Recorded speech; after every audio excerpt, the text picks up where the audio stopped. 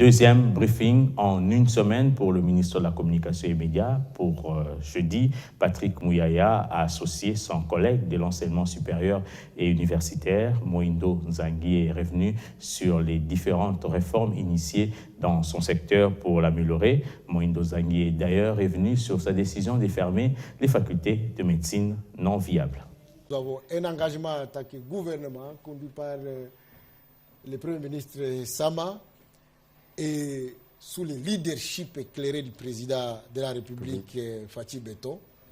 Nous sommes en train de tout faire pour remettre les choses sur les rails. L'État avait déjà disparu.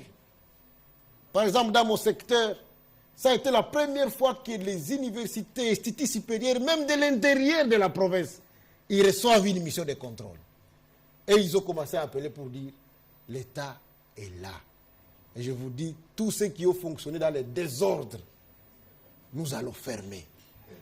Nous allons remettre la qualité pour que nos universités, dans les 3-4 années qui suivent, puissent être reprises dans les classements africains des meilleures universités.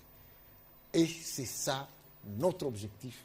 Je suis sûr qu'on va y arriver, puisque nous avons la volonté, nous avons la détermination, et nous allons engager notre propre responsabilité pour que ces choses-là se fassent de façon orthodoxe et que la population congolaise puisse voir que l'université peut être au centre de l'émergence, comme ça a été le cas de la Chine. La Chine a envoyé déjà aux États-Unis pour apprendre les technologies, et c'est eux qui sont venus transformer la Chine.